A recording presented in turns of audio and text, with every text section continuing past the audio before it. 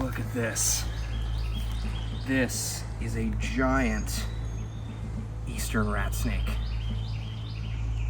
Now, he is not biting me so far. These are generally pretty peaceful snakes if I handle them gently. These are some of the biggest snakes in my area. This one's got to be 4 feet long at least. Welcome to Nature Tales. My name is Nick, and today I'm out looking for some of my favorite animals, snakes. I'm going to show you how to find them.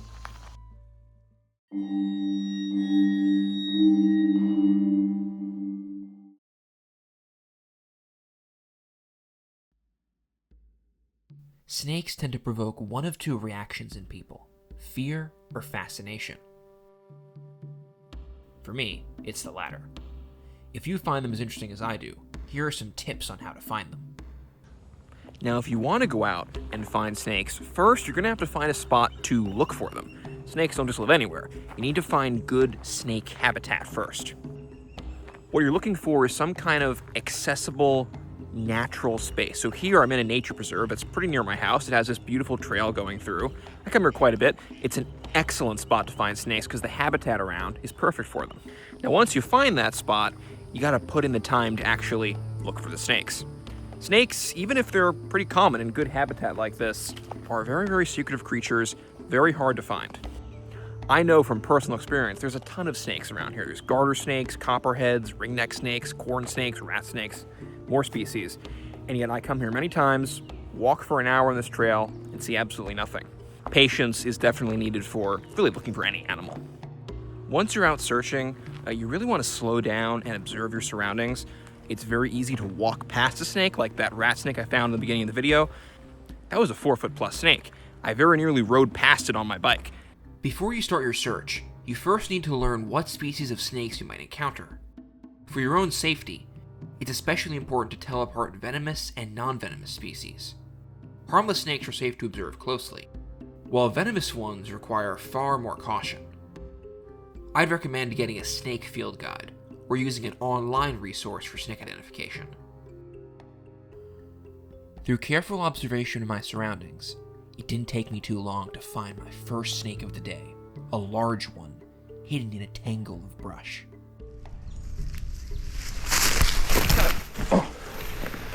Okay, I got him by the tail. He's very strong. There we go. Oh. There we go.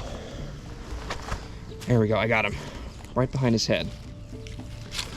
I don't want to choke him here. I'm just holding him gently but firmly behind his jaw so he can't get me. All right, we just got a southern black racer. This is a really awesome species. It's probably one of the most common in Southeast North America. They are very, very hardy. They can survive in many different habitats, so they do really well around people. These are actually pretty difficult to catch because they are super fast. They don't have the name racer for no reason. They can book it through the undergrowth, and usually you only see them as they fade away into the distance. But if you try to catch one of these, it is going to try and bite you. They're not an aggressive animal, but they are a defensive animal. You know, I grabbed him out of his habitat, so he thinks I'm a predator, and he is prepared to defend himself by biting. Now, I caught this creature so I could show it to the camera, but generally, if you were to encounter a black racer out in the wild, probably just best to observe it because, again, they are very bitey snakes, and if you catch one, they are going to bite you. Now, a snake like this won't have a ton of jaw pressure, but they do have very, very long teeth that they use to capture prey.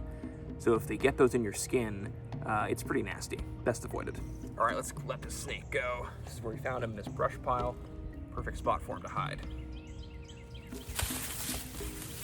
There he goes. Now, that black racer was very well hidden in the underbrush. He was concealed in a thicket. It's important to check hiding spots like that. So thick vegetation, underneath rocks and logs. Great spots to find snakes.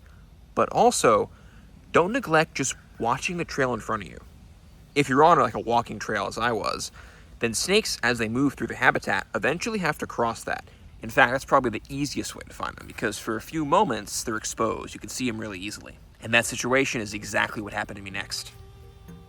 I think I just discovered a snake on the path here. Is this a ringneck?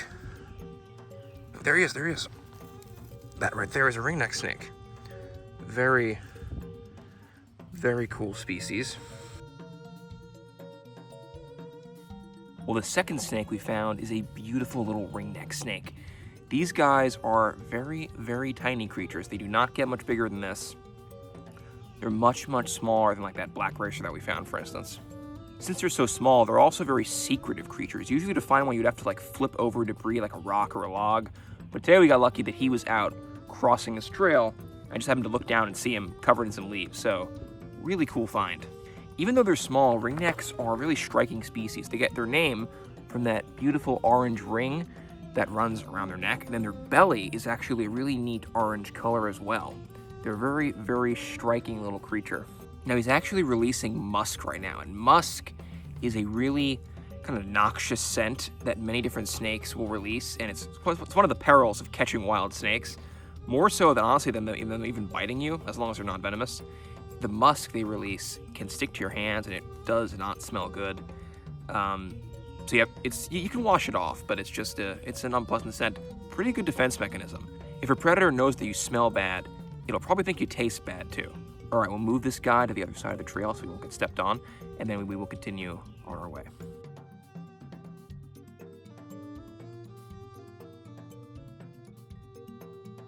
Most snakes you encounter in the wild are harmless reptiles that, while they may unnerve some people, are completely safe to be around.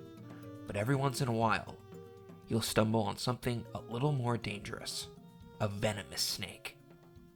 In my home state of Georgia, there are 6 venomous snake species, and one of them is extremely common, and often right next to people: the copperhead. Okay, guys, right up there, like 30 feet from me, I see a copperhead crossing the trail.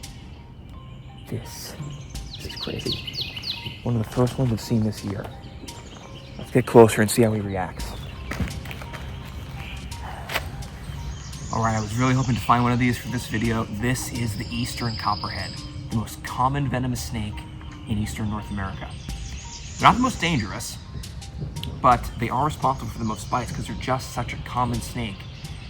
Now they are a beautiful creature. Look at its pattern. It blends in so well with the surrounding pine straw and leaf litter, and you could easily step on this snake, even on the trail, and never know it was there.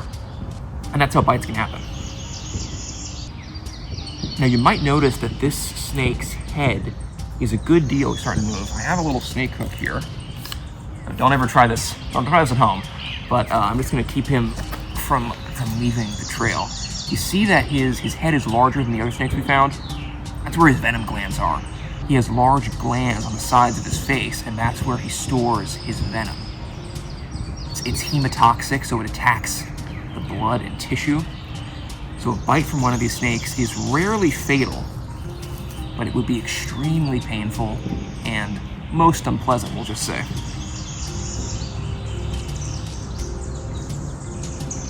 But you see, even these venomous snakes are not aggressive.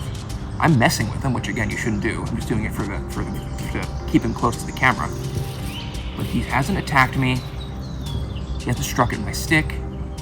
All he wants to do is move off the trail and get back to whatever he was doing before we came upon him.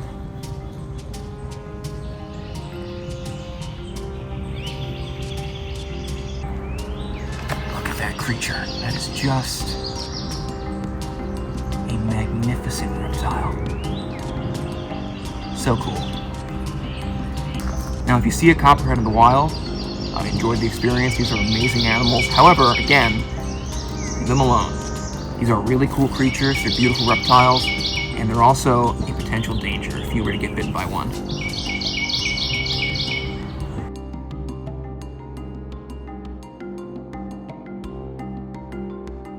Well, that right there is what gets my adrenaline flowing, gets the heart rate up, interacting with amazing creatures like that. We were very lucky to find so many really, really cool snakes, and I can't think of a better way to end it than on that beautiful copperhead.